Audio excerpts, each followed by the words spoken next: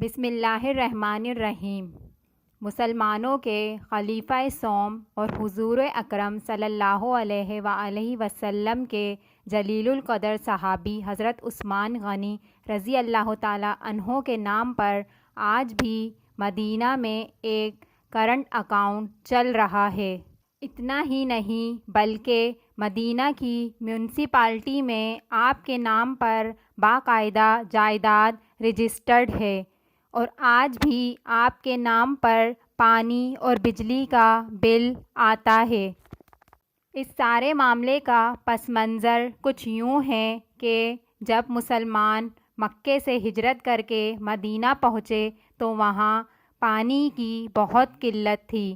میٹھے پانی کا وہاں صرف ایک ہی کنواں تھا جس کا نام بئرہ روما تھا اور وہ ایک یہودی کی ملکیت تھا جو مسلمانوں کو پانی انتہائی مہنگے داموں فروخت کیا کرتا تھا۔ مسلمانوں نے حضور اکرم صلی اللہ علیہ وآلہ وسلم کو اپنی پریشانی سے آگاہ کیا۔ آپ نے فرمایا، کون ہے جو یہ کنواں خریدے اور اسے مسلمانوں کے لیے وقف کر دے؟ ایسا کرنے پر اللہ تعالیٰ اسے جنت میں چشمہ عطا کریں گے۔ حضرت عثمان غنی نے اس پر لبیک کہا اور کہا کہ یہ میں خریدوں گا، اور وہ یہودی کے پاس چل دیے۔ یہودی اس کنویں کا پانی فروخت کر کر اچھی خاصی آمدن کما رہا تھا تو اس نے وہ کنواں بیچنے سے انکار کر دیا۔ حضرت عثمان نے یہودی سے یہ تدبیر کی کہ پورا کنواں نہ سہی آدھا کنواں انہیں فروخت کر دے۔ ایسا کرنے پر کنویں کا ایک دن کا پانی تمہارا ہوگا اور اگلے دن کا پانی میرا۔ یہودی لالچ میں آ گیا۔ اس نے سوچا کہ حضرت عثمان اپنے دن پر دگنے داموں پانی فروخت کریں گے اور اسے زیادہ منافع کمانے کا موقع مل جائے گا، لہٰذا اس نے آدھا کنواں حضرت عثمان کو فروخت کر دیا۔ حضرت عثمان نے اپنے دن پر مسلمانوں کو مفت پانی حاصل کرنے کی اجازت دے دی۔ مسلمان حضرت عثمان کے دن پر مفت پانی حاصل کرتے اور اگلے دن کے لیے بھی پانی ذخیرہ کر لیتے۔ پھر نوبت یہ آ گئی کہ جس دن کنویں پر یہودی کا حق ہوتا، کوئی بھی مسلمان کنویں پر پانی بھرنے نہیں جاتا۔ جب یہودی نے دیکھا کہ اس کا کاروبار ٹھپ ہو رہا ہے تو اس نے حضرت عثمان سے عرض کی کہ وہ باقی کا کنواں بھی اس سے خرید لیں۔ حضرت عثمان نے یہودی کی بات مان لی اور باقی کا کنواں بھی خرید کر مسلمانوں کے لیے وقف کر دیا۔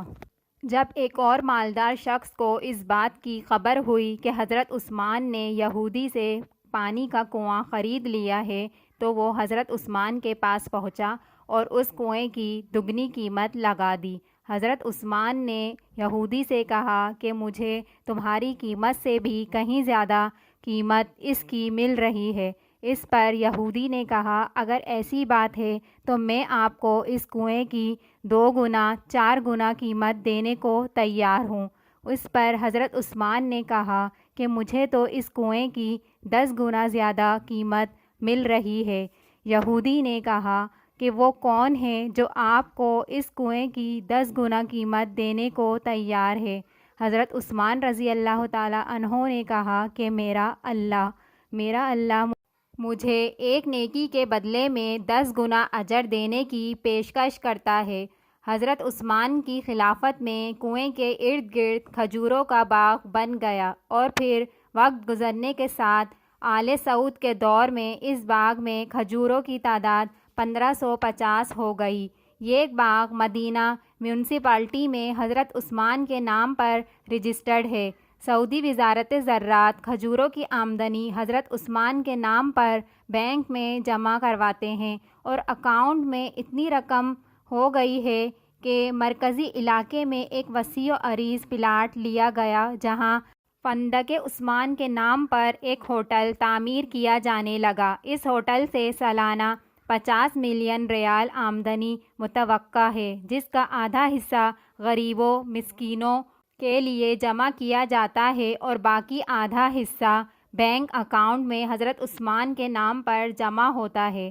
حضرت عثمان کے اس عمل کو اللہ تعالیٰ نے کیسا قبول فرمایا اور اس میں کیسی برکت عطا کی کہ قیامت تک آپ کے لیے صدقہ جاریہ بن گیا، جس کی دستاویزات آج ہزاروں سال بعد بھی موجود ہیں اور رہتی دنیا تک موجود رہیں گی۔ یہ وہ لوگ ہیں جنہوں نے اللہ تعالیٰ کے ساتھ تجارت کی، اللہ تعالیٰ کو قرض دیا، اچھا قرض، پھر اللہ تعالیٰ نے انہیں اس کے بدلے میں اس سے دگنا اجر عطا کیا۔